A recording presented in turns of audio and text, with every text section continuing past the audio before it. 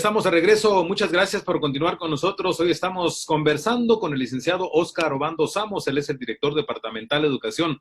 Licenciado, pasaron ya 199 años de independencia nacional. Bueno, la mayoría hemos crecido con la idea que fue un grito de libertad, de soberanía, ¿no? De separación de los españoles. Pero obviamente es importante conocer nuestra historia. Y de hecho, licenciado, ¿cómo está la historia en los establecimientos educativos? Bueno, la historia, digamos que se nos ha trasladado a todos, ¿verdad? Eh, yo creo de que poco a poco pues se ha ido avanzando en realmente construir o transferir una historia con un pensamiento más crítico, no solamente en el sentido de memorizar los nombres de los próceres o memorizar fechas y todo este tema que está alrededor de la enseñanza del periodo independentista de Guatemala. Yo creo de que ahora pues hay más pensamiento crítico, hay más discusión en relación, como decía al inicio, de cuáles fueron las verdaderas causas o motivos que dieron lugar a que se iniciara un movimiento de independencia para nuestro país, que coincidió también con el movimiento independentista de varios países centroamericanos, ¿verdad? Entonces, eh, no solamente en Guatemala, está El Salvador, Costa Rica, Nicaragua, si no estoy mal, son países que también tomaron la iniciativa de su movimiento de independencia y posteriormente buscando la Unión Centroamericana para hacer un bloque regional y poder, eh, ponerse frente y de cara a los desafíos que implica los intereses más eh, geopolíticos en el tema de la economía. Entonces yo creo que la historia no debe ser una historia narrada, es una historia que debe ser cuestionada, que debe ser crítica, que se debe de profundizar un poco más sobre las verdaderas razones que dieron lugar a este movimiento de independencia y reflexionar qué tanto pues tuvo participación la población mayoritaria, la población indígena, que no se ve reflejada dentro de los próceres de la independencia.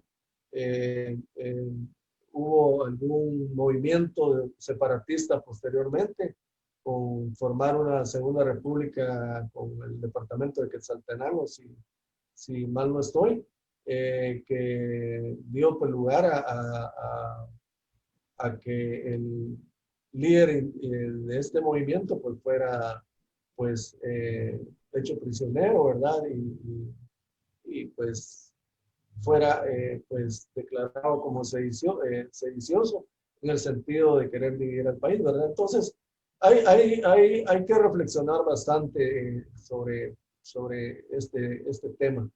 Yo creo que la mayoría de profesores que enseñan actualmente, tanto a nivel de las escuelas primarias como a nivel de la educación media, tienen una formación universitaria y de alguna forma tienen un pensamiento un poco más profundo, un poco más reflexivo y crítico en relación a los acontecimientos que ha tenido el país a través de su historia, ¿verdad? Desde el periodo de conquista al periodo colonial, el periodo de independencia y también, pues, un poco más de pensamiento sobre los movimientos revolucionarios que ha tenido Guatemala y si finalmente, como se dice, en 1944, o la revolución del 44 fue la primavera de Guatemala y que lamentablemente la muerte de Jacobo Arbenz Guzmán vino a destruir lo que realmente se había visionado como país, ¿verdad? A través de injerencia de fuerzas extranjeras, países extranjeros, que han intervenido en nuestro país y que de alguna forma pues se cuestiona la soberanía de una república como la nuestra, que en su momento era llamada como una república bananera, ¿verdad? Por injerencias de países como Estados Unidos, que más les interesaba la explotación de los recursos nuestros, principalmente la riqueza que es la tierra del país, para poder aprovecharlo en la plantación y el cultivo de productos de interés para la economía eh, americana, ¿verdad? Para la economía gringa. Entonces, hay, como digo, mucha tela que cortar, hay mucho que discutir, hay mucho que reflexionar, y creo yo de que la historia ya no debe ser una historia narrativa, sino que debe ser una historia que se enseñe con pensamiento crítico. Sí, yo creo también importante lo que usted menciona, y quiero retomar el tema, licenciado, porque yo creo que hasta este momento continúan habiendo muchos mitos, ¿no? Muchos aspectos desviados de la verdad cuando se habla de los próceres de la independencia. Dentro de la historia contempla básicamente a los de la que hoy coloquialmente le decimos de la alta alcurnia, es decir, a los pudientes económicamente, pero usted bien lo mencionaba, a los indígenas, la gente popular, toda esa gente que también estuvo y que forma parte o que debería de formar parte de estos próceres de la independencia y que no se le mencionan, licenciado. Sí, yo por eso mencionaba, ¿verdad?, de que el bicentenario es un momento para realmente reflexionar, ¿verdad? Estamos a un año, pero yo creo de que a partir de este 15 de septiembre para adelante, se deberán seguramente de iniciar algún tipo de foros o de acciones que contribuyan a, pues a poner, a discutir un poco más ampliamente lo que ha sido y lo que ha constituido la Declaratoria de Independencia de Guatemala. Hay que tener mayor participación ciudadana.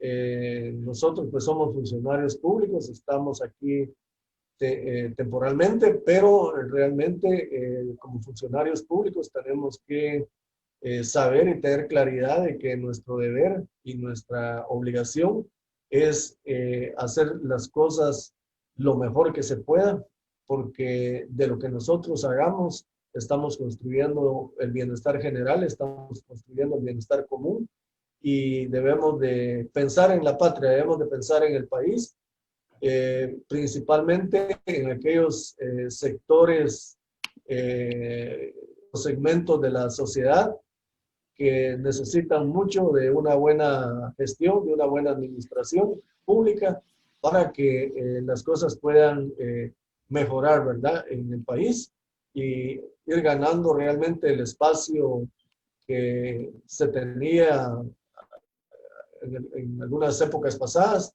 de ser la cabeza de la región centroamericana, pero porque tenemos realmente un capital humano debidamente preparado, con altas capacidades competitivas, en el sentido de posicionarnos como un país desarrollado, y donde la solidaridad y la cooperación entre los mismos guatemaltecos ayude a que los desposeídos, los menos favorecidos, puedan salir adelante. Claro, y esto es fundamental, ¿no? Y yo creo que es importante de conocer nuestra historia. Hay muchas teorías en donde se dice que la principal causa de esta independencia fue el odio que había entre los criollos y los españoles. Eh, pero otros sugieren, y expertos en la historia guatemalteca sugieren en que se trató de un acuerdo, básicamente, ¿no? Un acuerdo entre los criollos y los españoles, licenciado, en ese entonces. Sí, recordemos de que quienes conquistaron el país, pues dispusieron de las tierras en Guatemala, ¿no? Es decir,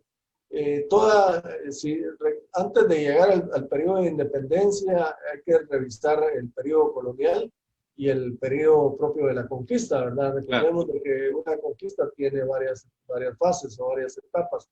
Uno es la conquista del sometimiento, del dominio del conquistador, ¿verdad? A través de la fuerza, ¿no? Es decir, someter a una población a través de las armas para luego poder empezar a la segunda fase, que es quitarle lo que le genera riqueza, en este caso los recursos naturales, principalmente la tierra. Y luego hay una fase de conquista, que es la fase de sometimiento cultural, de imponer la cultura del otro, ¿verdad? Entonces, eso lo vemos en todo proceso histórico o en todo proceso de conquista, ¿verdad? Lo vemos, por ejemplo, cuando la antigua Roma conquista a los griegos, ¿verdad? Entonces, se dice que Roma sometió militarmente o a la fuerza a los griegos, sin embargo, los griegos conquistaron culturalmente a los romanos, ¿no? Por digamos, los griegos, pues, digamos, el pueblo a quien le debemos mucho del desarrollo del pensamiento humano, ¿no? Grandes filósofos y todo, que de alguna forma no pudieron cambiar esa forma ese pensamiento que habían desarrollado Sócrates, Aristóteles, Platón, toda esa Pitágoras, Aristarco, todos los que habían hecho mucha contribución al pensamiento humano, ¿verdad? Entonces, en ese sentido, Roma se vio pues sometida culturalmente al pensamiento griego, a la cultura griega, ¿verdad? Entonces, era un país más desarrollado en ese sentido, ¿no? Claro. Pero también aquí, pues, mucho del conocimiento, al imponer la cultura, se perdió mucho del conocimiento de la cultura indígena, de la cultura natural de estas tierras. Recordemos de que en ese proceso se destruyeron muchos documentos que eran o relataban el conocimiento que tenían del mundo, del universo, el conocimiento de la concepción ideológica o la concepción filosófica de esta, digamos, del pueblo maya en sus diferentes etnias, ¿verdad? Entonces, creo yo de que pues es una fases que se dan en todo proceso de conquista. Luego el periodo colonial pues ya tiene otras connotaciones, y a raíz del tributo que se pagaba a la corona, pues, y también el poder político que era enviado desde la península, ¿verdad? Pues el poder político lo tenían, digamos, los enviados por parte de la corona, que pues, le llamaban los gachupines, ¿verdad? Que eran los españoles que venían de Europa.